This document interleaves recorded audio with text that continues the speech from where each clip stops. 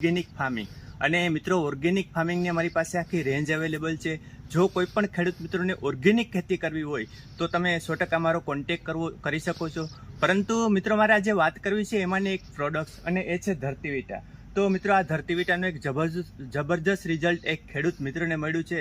તો આવો આપણે એમને જ પૂછીએ કે એમને કેવું રિઝલ્ટ મળ્યું. સૌથી પહેલા તો જય માતાજી. જય માતાજી. તમારું નામ? અર્જનભાઈ મેણસીભાઈ બારડ.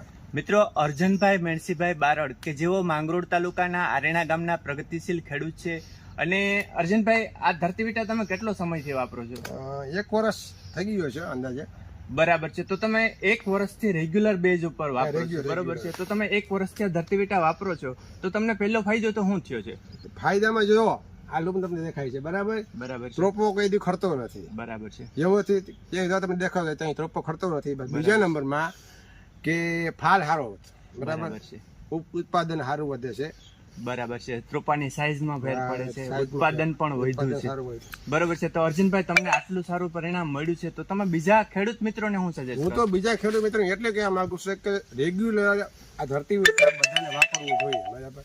બધા ખેડૂતને જે સમજતા નથી એ લોકોને પણ આ ધરતીવીટા વાપરવું જોઈએ. આ ધરતીવીટાની કિંમત ખાલી ગમે એટલે હોય, પણ ખાલી 1 લૂમ ઉતરી જાય એટલે તમારે આ થેલીની કિંમત વસૂલ થઈ જાય, બરાબર? અને એક નારિયેળ દીઠ અંદાજે 15 રૂપિયાનો ખર્ચો આવે.